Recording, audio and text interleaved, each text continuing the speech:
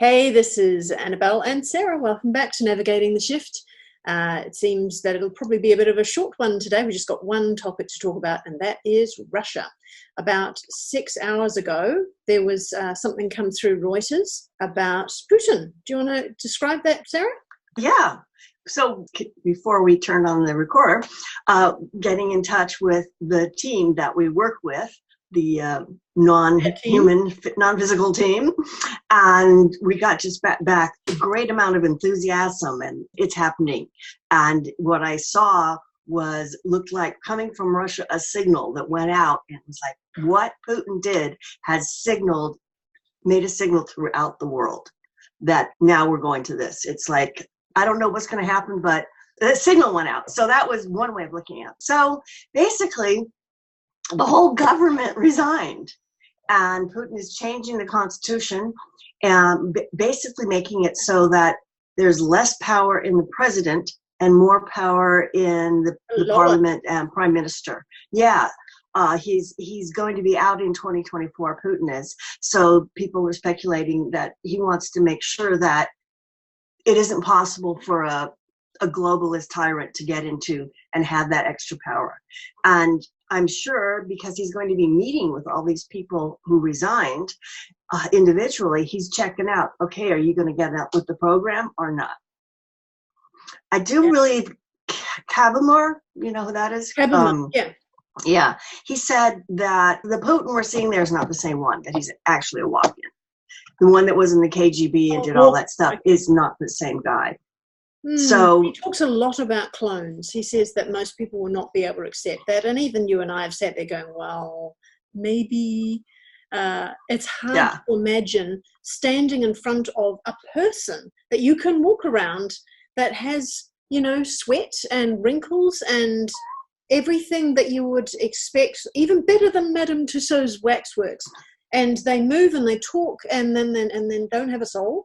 They're a clone of the real one. I mean, it's just so hard to imagine. But he talks about them a lot. Yeah, that isn't what he was saying about Putin. He was saying that it was an agreed upon situation where the original soul stepped out so that this other soul can come in.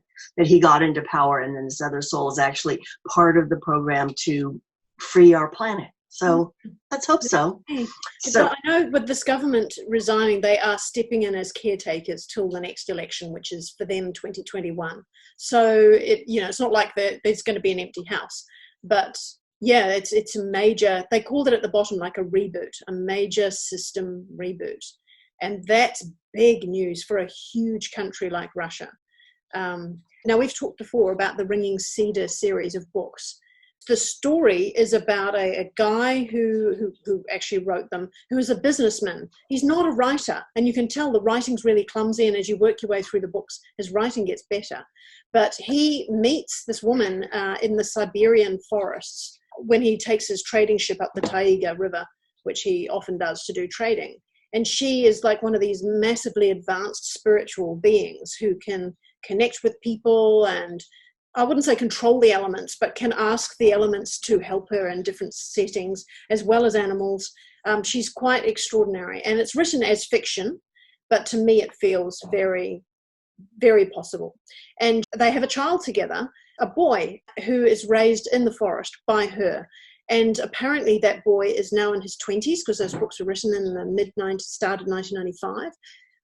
And that he works as a gardener or something in Putin's presidential palace or whatever it's called, and has managed to have some influence there.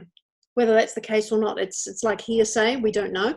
But the Russian government are now giving lots of land, like a lot, I mean, not lots and lots, but a lot of land to individual families, young families, and that is their own. It's not like, so for us, we have whatever you buy here, any real estate in Australia or New Zealand, what you are buying is owned by the Crown and you lease it from them. Wow. Yeah, nobody can own anything. The Crown owns everything. Can you imagine what the Aborigines would have thought of that when they decided on that without consulting? And in America, you have land taxes, don't you? Yes. So what Putin is doing is the opposite of that. He's giving the land back to the people. My friend in Russia did that. She got the land, and they built a house with cordwood, and she's out there with her little kids and growing broccoli, and wow. yeah, really exciting. It's become a big movement there, and many years ago when I was working with Mercury, and he said the movement of the new earth will come out of Russia, and I originally thought, well, they've finished with communism, but are they going to take over the world? But no, I think that's what it is that's going to flow through, that the other countries will take heed of that and will start to give the land back to the people, and you own it. You cannot sell it. You can only have it inherited through your family. So it can't be bought and sold for profit and that kind of thing. Interesting. Yeah. Well, one of the things that I found interesting with this announcement is that they're saying that these people in the ministry and so forth, they cannot have dual citizenship, and they can't have residences in foreign countries. In Russia, is that what you're saying? Yeah. That was part of the Putin's announcement, that's part of the deal.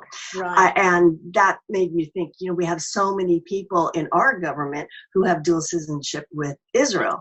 It's like, where is your real allegiance, So it sounds like they're cleaning up. And the only people, I read a ton of comments under that article, and there were a few people who were going, he'll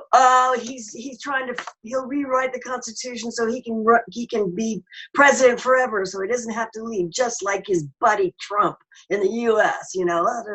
So most people were saying, we love him. He's the prince, he's the lion of God, or can't remember the phrase where he's like great a 95% approval rating in Russia. Yeah, it's extraordinary. Yeah, I really do love him. And my Russian friend, I asked her, what do you guys think about, all the propaganda coming out about how horrible Putin is? She goes, we don't understand it. It's just it's nonsensical. We know it's bullshit. So what might this move by Russia be signaling? I believe it has something to do with taking back sovereignty, rejecting globalism. I mean, imagine if, say, North Korea was run by the deep state CIA, they were under the control, and they're no longer under that control. And maybe Iran is now no longer under that type of control.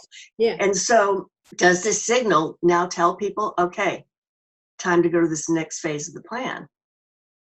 Let's ask the team, guys.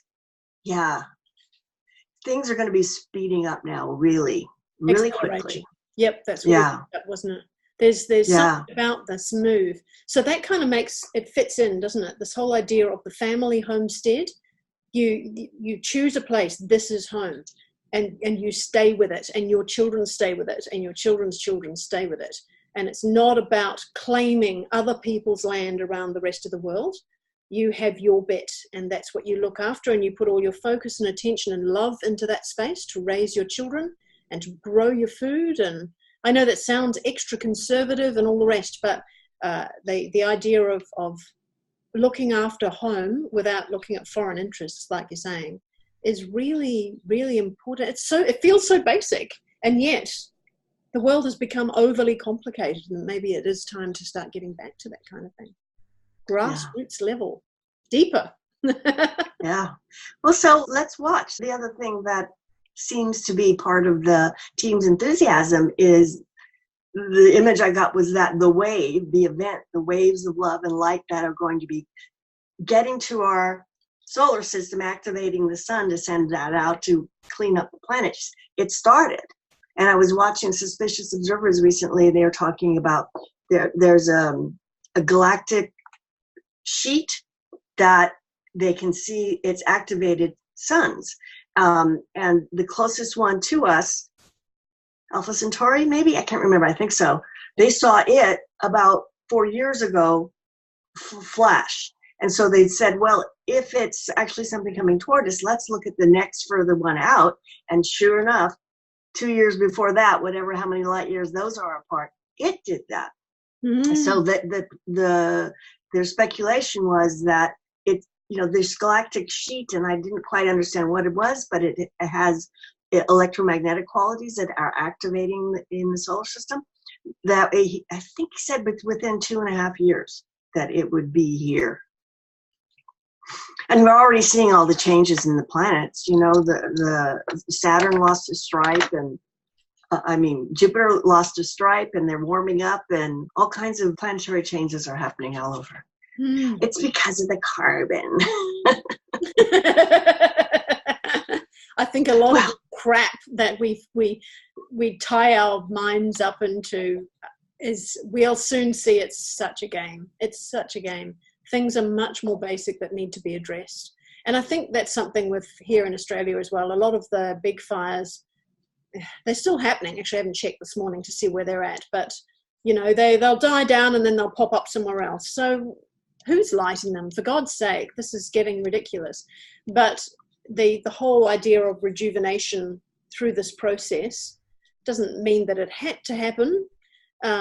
But whether it was going to happen naturally or whether it was going to be man-made, maybe in the larger plan of things it had to happen, because it draws everybody together. We're focused on, we got to look after our environment. Now, if we've just lost several million hectares of trees that were helping process those carbon dioxides, then we've got to plant some more.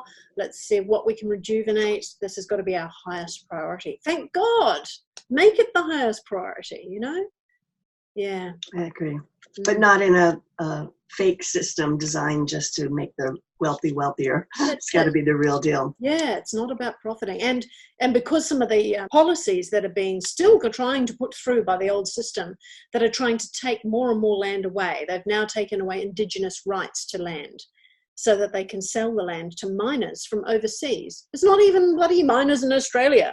So other people are going to profit from what's underneath. There's possibility that there's fracking going on way underneath the ground that none of us can see anyway. And they're picking up all the minerals in our country without anybody's permission, because they don't have to buy the land on the top.